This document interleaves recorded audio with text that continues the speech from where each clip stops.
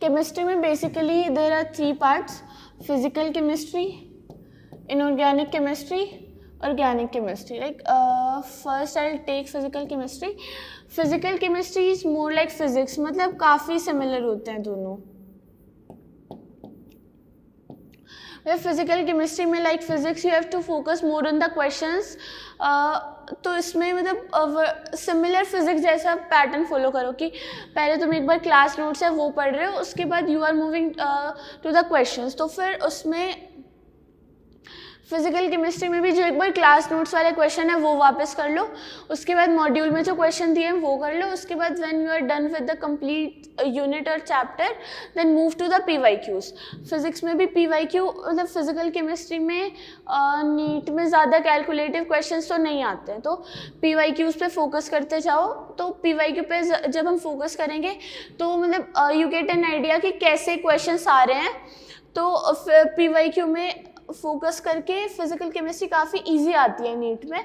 तो मतलब अगर you are strong with the concepts और तुमने अच्छे से प्रैक्टिस करी है, तुम्हारी फिजिकल केमिस्ट्री बहुत अच्छी चली जाएगी.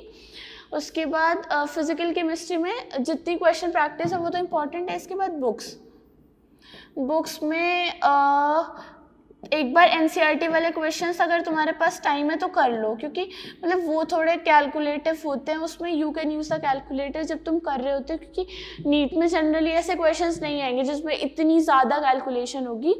NCERT वाले क्वेश्चंस कर लो, इंटेक्स कर लो, उसके बाद आफ्टर जो मतलब चैप्टर कंप्लीट होने के बाद दिए हैं वो वाले क्वेश्चंस कर लो. उसके बाद लाइक जहाँ भी तुम पढ़ते हो उस वाले कोचिंग का मॉड्यूल कर लो, उसमें काफ़ी ज़्यादा होता है, उसमें तुम मतलब आइडिया लग जाएगा कि एग्ज़ाम में कैसे क्वेश्चंस आने हैं. उसके बाद PYQs तो है ही मस्ट.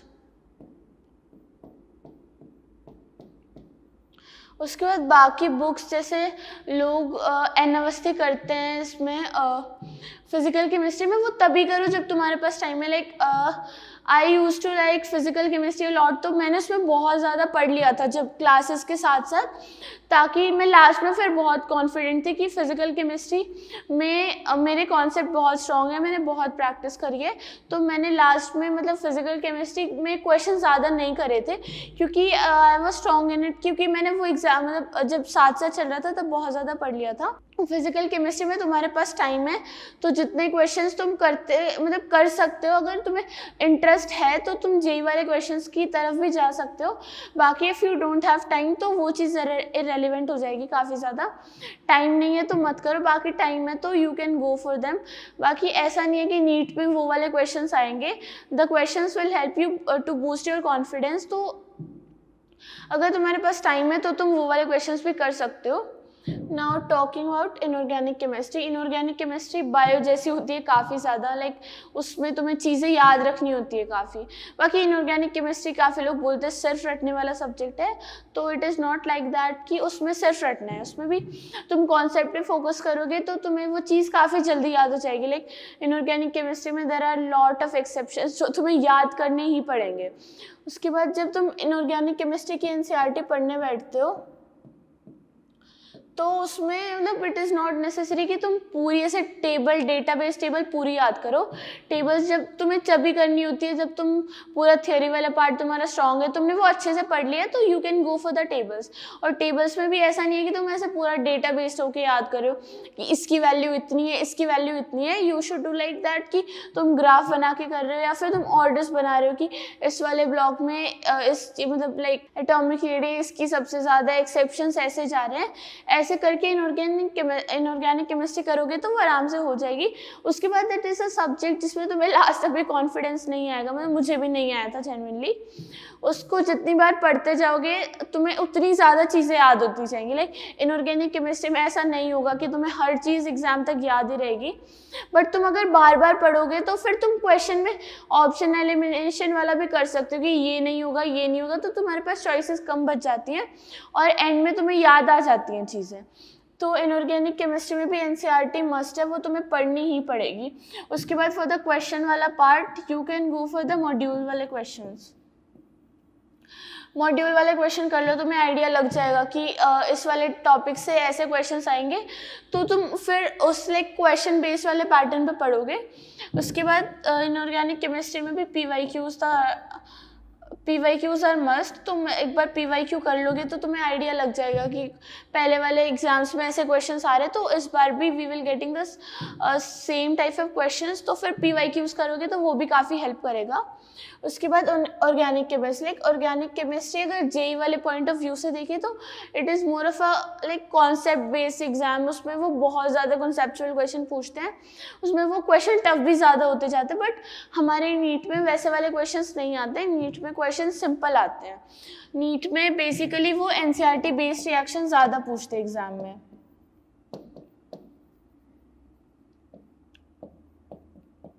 जो NCERT में रिएक्शंस दिए हैं वो बहुत ज़्यादा इंपॉर्टेंट है, तुम्हें वो पूरी याद होनी चाहिए अच्छे से।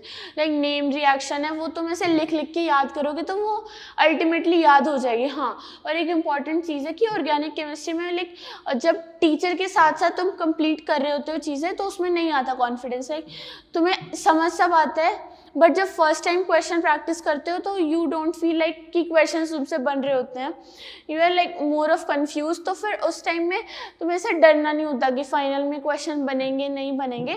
जब तुम 3-4 मॉक पेपर दे लोगे उसके तो यू फील कि क्वेश्चन सिमिलर वाले आ रहे हैं, कि ऐसे ऐसे क्वेश्चन आ रहे हैं, तो तुम्हें क्वेश्चन याद होते जाते हैं। और ऑर्गेनिक केमिस्ट्री में ये बार बार रिवाइज करने वाली चीज़ बहुत ज़्यादा हेल्प करती है।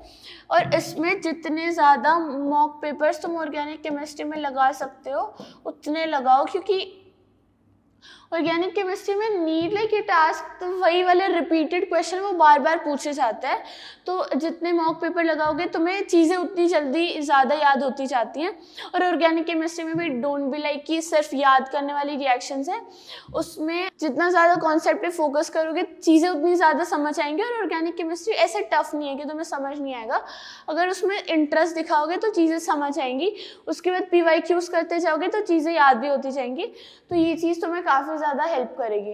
और बाकी फिजिकल केमिस्ट्री में वो एक चीज़ मैंने शायद मिस कर दी, इसमें भी फिजिक्स की तरह टाइम मैनेजमेंट वाली चीज़ बहुत ज़्यादा मैटर करती है। जितना अच्छा तुम्हारा टाइम मैनेजमेंट होगा फिजिकल केमिस्ट्री में, तुम्हारा एग्जाम उतना ज़्यादा अच्छा जाएगा। तुम्हें ज़्यादा टाइम नहीं लगा क्वेश्चंस पे, तो जो क्वेश्चन तुमसे राउंड 1 में नहीं बने थे तुम उसमें ज़्यादा टाइम दे सकते हो।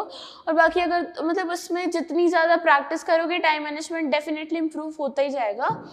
तो फिजिकल केमिस्ट्री में you need to focus on the time management वाला पार्ट। उसके बाद हाँ, इसमें भी होता है कि इनऑर्गेनिक केमिस्ट्री और ऑर्गेनिक केमिस्ट्री में भी तुम मिस्टेक नोटबुक बना सकते हो कि ये वाले क्वेश्चंस मेरे गलत हो रहे हैं, उसको तुम बार बार रिवाइज करते जाओ तो वो चीज़ तुम्हें ज़्यादा याद रहती जाएंगी। बाकी तुम ये सब चीज़ें फॉलो करोगे तो मेरे हिसाब से जितना तुम बेस्ट कर सकते हो तुम वो कर पाओगे। और इसके अलावा ऐसे फेडअप नहीं होना है एट द एंड तक आते आते। NCERT में तो बहुत ज़्यादा हो जाता है, तुम वही सब पढ़ते जाते हो। जब तुम 10 बार NCERT पढ़ चुके हो तो 11th बार तुम्हारा नहीं पढ़ने का मन करता, यू फील कि वही सब चीज़ें सेम आनी है। बट अ थिंग इज़ कि एग्ज़ाम एक ही बार होना है, तो जितना पढ़ सकते हो उतना पढ़ो। All the best.